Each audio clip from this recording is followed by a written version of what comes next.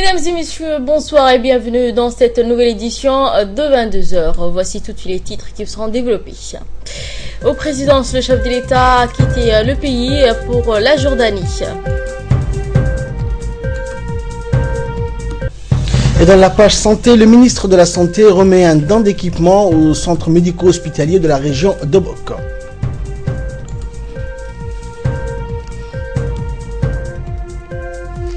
Également dans les titres Somalie, plusieurs soldats somaliens ont été entraînés et formés un commando spécial pour lutter contre la milice Al-Shabaab.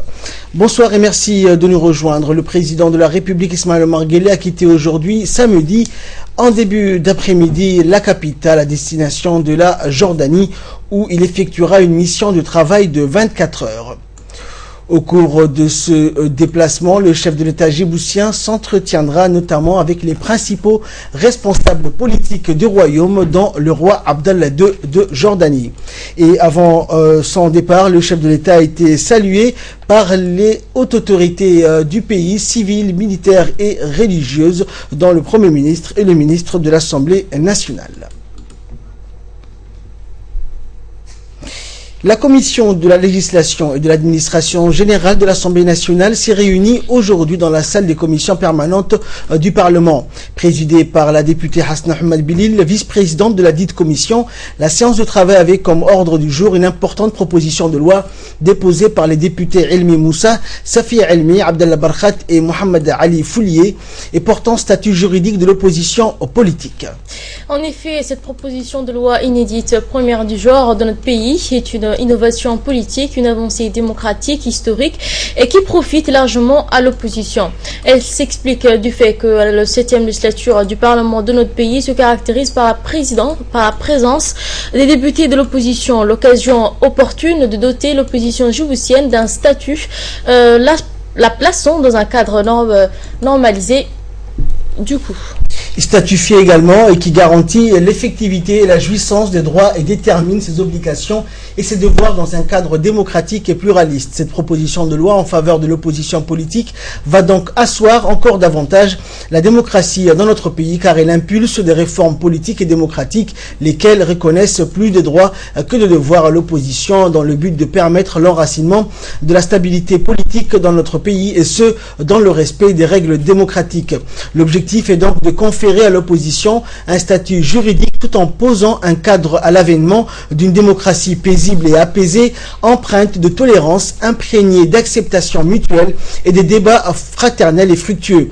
Après des riches discussions et à l'issue de leurs échanges avec les 4 députés porteurs de cette proposition de loi, les membres de la commission de la législation et de l'administration générale ont donné un avis favorable en vue d'inscrire la proposition de loi à l'ordre du jour de la prochaine séance publique de l'Assemblée nationale du dimanche 31 janvier prochain. En nouvelle nationale toujours, le ministre de l'Éducation nationale et de la formation professionnelle, Dr Jamal El-Meouki, a présidé ce matin une cérémonie officielle de lancement de la formation en pêche professionnelle dans le cadre des programmes de formation de courte durée mis en place par le ministère de l'Éducation nationale au profit d'une centaine de jeunes chômeurs déscolarisés. Ont assisté à cette cérémonie le lieutenant-colonel Waïs Omar Bokoré, commandant des gardes-côtes djiboutiens, qui a donné son appui dans la mise en place de cette formation, ainsi que des hauts responsables du MENFOP. Rappelant toutefois que cette formation s'inscrit dans le cadre des mesures phares du gouvernement dans sa politique de lutte contre le chômage qui consiste à mettre en œuvre des formations de courte durée pour permettre aux jeunes déscolarisés en situation de chômage d'acquérir toutes les compétences nécessaires pour leur insertion socio-professionnelle. Ainsi, au cours de leur formation de 6 mois, ces jeunes auront la possibilité de suivre une formation spécialisée dans le domaine de la pêche et vont acquérir leurs compétences adéquates en technique de base dans la pêche professionnelle. Lors de cette cérémonie, un stagiaire au nom des jeunes vont bénéficier de cette formation, a exprimé sa gratitude à l'endroit du président de la République, son Excellence Omar Guelleh, pour sa politique d'insertion socio-professionnelle des jeunes déscolarisés.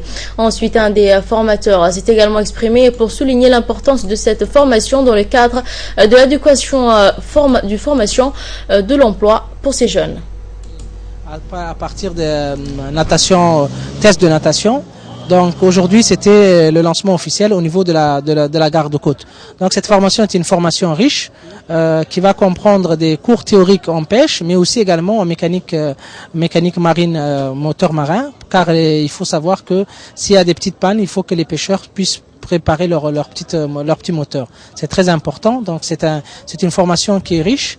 Et pourquoi cette formation en pêche? Parce que comme les autres formations professionnelles, donc la mer c'est un élément qui donc est riche en matières premières. Donc c'est important d'exploiter cette ressource. Donc c'est pour ça que le ministère de l'Éducation nationale a pensé à lancer cette formation. Elle fait partie de notre plan de formation. Donc voilà, c'est pour 100 jeunes et c'est le lancement officiel aujourd'hui. Cette formation de pêcheurs professionnels va durer 6 mois avec des cours théoriques et des cours pratiques.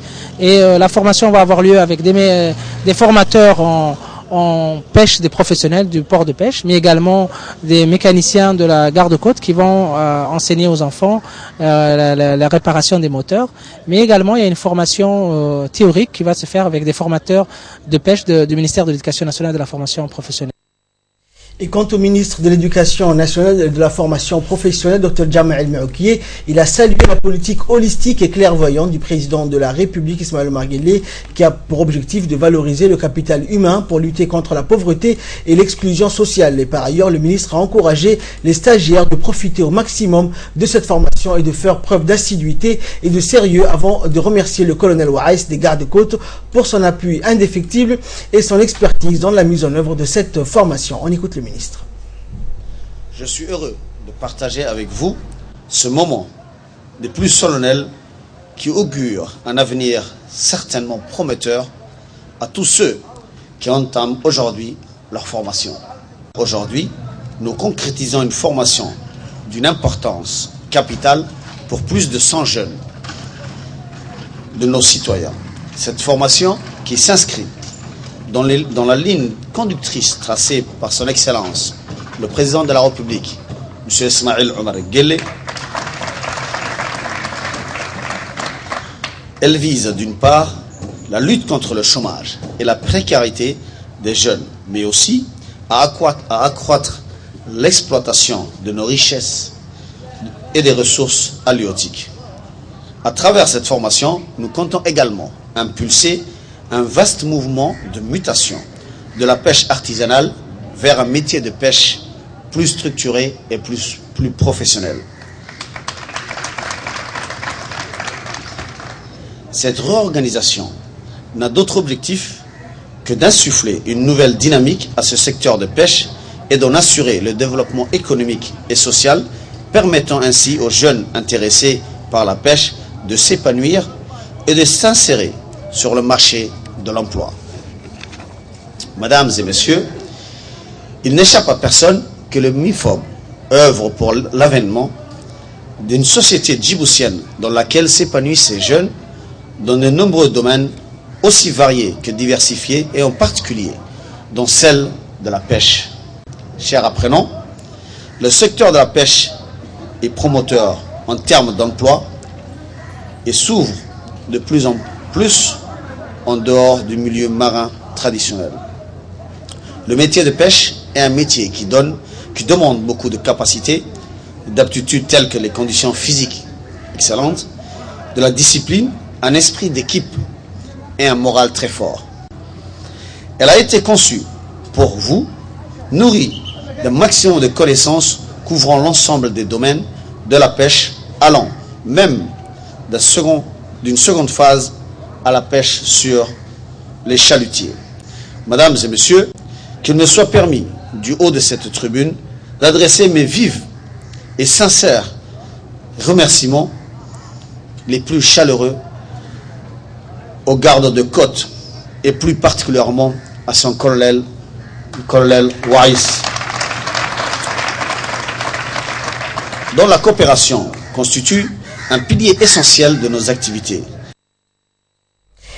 Toujours en nouvelles du pays, le ministre de la Santé, Dr Kassim Issa Ousmane, accompagné d'une délégation de son département, s'est rendu ce matin dans la région d'Obok pour procéder à la réception d'un important lot d'équipements et de matériel médical destiné pour le futur bloc opératoire d'accouchement du centre médico-hospitalier de la région d'Obok. Ces équipements ont été financés par l'UNICEF, partenaire au développement du ministère de la Santé, dans le renforcement du système de santé. Le ministre de la Santé a également remis une ambulance neuve qui est un don de l'Arabie Saoudite, King Salam, pour le renforcement du CMH, pour la prise en charge des réfugiés yéménites basés au camp Markazi. Cette ambulance est la seconde en l'espace de quelques mois qui est octroyée à la région d'Obok. Était présent à cette réception Hassan Debalé, préfet de la région, Ali Hamad Hassan, président du conseil régional, du représentant de l'UNICEF Abdou Kamil, Parlement, et du docteur Halem Abdel Ibrahim Hassan, médecin-chef du centre médico-hospitalier de Bok. L'objectif de ce renforcement est que les femmes enceintes de la région puissent accoucher dans de bonnes conditions avec un plateau technique de qualité. Le ministre de la Santé a remercié le représentant de l'UNICEF et du FUNUAP pour leur appui constant qu'il apporte à ce département. Pour rappeler donc le matériel qui a été livré aujourd'hui, c'est une deuxième ambulance. Une première ambulance avait été mise à la disposition du CMH d'Obok il y a 3 mois à peu près, au mois d'octobre dernier. Monsieur le ministre était là pour la première cérémonie de remise. Et avec cette ambulance, il y a des lits d'hôpital, il y a du matériel de laboratoire, des stéthoscopes, ainsi que des brancards, ainsi que des tables d'auscultation, il y a des tables opératoires, il y a des chaises roulantes, il y a toute une série de matériel de ce type-là qui vont permettre à ce bloc d'être opérationnel. De son côté, le ministre de la Santé a indiqué en substance que la région d'Obok est mieux placée que quiconque pour connaître la valeur et la paix et de la sécurité pour celle-ci et peut-être témoin oculaire de ceux qui ont fui la guerre. Concluant ses propos, le ministre de la Santé a invité la population d'Obok à se mobiliser derrière le président de la République et surtout de préserver la paix. On l'écoute. Ces équipements viennent en complément à ce qui était déjà livrés par l'UNICEF, mais aussi ils viennent en complément à tous les équipements qui ont été fournis par le FUNIAP, qui a réhabilité les blocs opératoires, qui a recruté un gynécologue, qui a aussi recruté un anesthésiste et une sage-femme. Donc l'UNICEF et les FUNIAP sont des partenaires importants pour nous. Et aujourd'hui, là, je viens d'être informé par l'entreprise que sous peu de temps, le bloc opératoire d'Obok sera fonctionnel. Et je pense que dans 10 jours, sur instruction du chef de l'État, c'est fixé à ce que la population de chaque région puisse être traitée sur place et la République du Djibouti, à travers la conférence africaine de développement qui a été présidée par le président de la République, chef de gouvernement, son Excellence M. Soumaïla Omar Guelleh, il a été décidé à ce qu'il n'y ait plus de morts des femmes lors de leur transfert. Et donc, il en sera de même pour les autres régions. Et Inch'Allah wa ta'ala, sous peu de temps, avant la fin du premier trimestre de l'année 2016, les 5 régions de l'intérieur seront tous dotées d'un bloc opératoire. Et en marge de la réunion, le ministre de la Santé, Dr Kassim Issa Ousmane, s'est réuni avec les notables et locaux de la région d'Obok, qu'il a d'abord félicité pour la mobilisation effectuée pour le 4e mandat du président Soumaïla Omar Guelleh.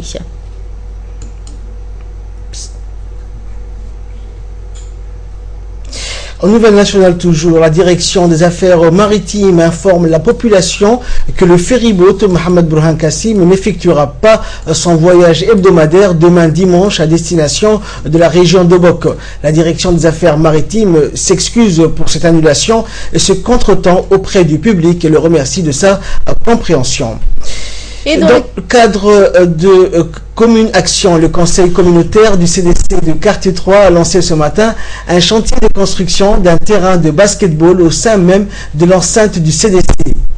Cette initiative communautaire fut un succès grâce à l'appui du secrétariat d'État à la jeunesse et au sport et celle d'autres partenaires, en particulier les commerçants du quartier. Il faut souligner la forte implication des jeunes et des mamans du quartier qui ont fait preuve d'une solidarité citoyenne inculquée par la politique socio-éducative du président de la République. Toujours sport sous l'égide du secrétariat d'État à la jeunesse et au sport, la Fédération djiboutienne de handball a organisé hier soir la finale de la Supercoupe 2015-2016. Cette finale s'est jouée entre l'équipe championne du championnat national Jeune Espoir et l'équipe vainqueur de la Coupe du 27 juin Golden Boy. Le match s'est déroulé au gymnase du lycée de Djibouti en présence du directeur de l'Institut national de formation sportive Saïd Ali Hussein, du président de la Fédération djiboutienne de handball Ramzi Fouad Salem et d'autres spécialistes de la discipline. Pour l'occasion, de nombreux supporters ont fait le déplacement afin de soutenir et d'encourager leurs équipes. Ce fut donc un moment de convivialité et de partage entre les jeunes amoureux du handball. Toutefois, l'équipe Jeune Espoir s'est inclinée sur un score de 21-24 face au Golden Boy. Rappelons qu'à Djibouti, comme ailleurs, le sport est vecteur de valeurs d'unité et de fraternité entre les personnes et participe également à consolider cette unité entre Djiboutiens. C'est un championnat qui regroupe 38 équipes de catégorie poussin, minime, cadet, cadette. Et ces rencontres se déroulent tous les vendredis. Un vendredi sur deux, ce sont les garçons. L'autre vendredi, ce sont les filles, les jeunes filles et les jeunes garçons. Voilà la nouveauté de cette saison, c'est pour assurer la pérennité du handball et assurer la relève des élites. Et en nouvelle du monde, la Troïka constituée des États-Unis, de la Grande-Bretagne et de la Norvège a exhorté les partis du Soudan du Sud à former un gouvernement de transition vendredi, date limite pour la formation d'un gouvernement d'union pour les représentants du gouvernement et de l'opposition. En outre, le gouvernement et l'opposition du Soudan du Sud ont signé un accord de paix qui avait pour objet de mettre un terme à près de 2 années de conflit. Les deux partis ont déclaré un cessez-le-feu immédiatement après la signature de l'accord. Cependant, les hostilités entre les deux parties ont continué. Les représentants de l'opposition du Soudan du Sud ne se sont pas retrouvés dans la capitale Djouba en décembre dernier. Le processus de paix au Soudan du Sud a été soutenu par le bloc régional de l'autorité intergouvernementale pour le développement, l'IGAD, les Nations Unies, l'Union africaine, la Chine et la Troïka constituée des États-Unis, de la Grande-Bretagne et du Norvège.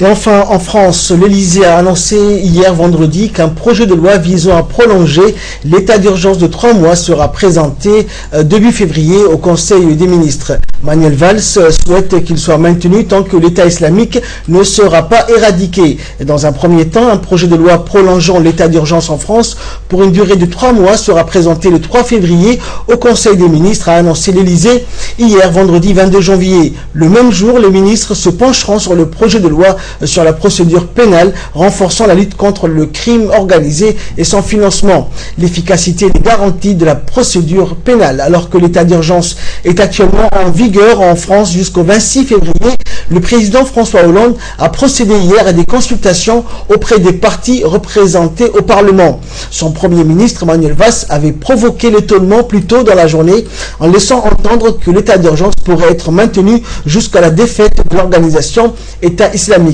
La plus haute juridiction administrative a rejeté un à un les arguments du ministère de l'Intérieur pour qui l'intéressé serait un islamiste radical et dangereux. C'est tout pour ce journal. Merci de l'avoir suivi et très bonne suite de programme sur Télé Djibouti.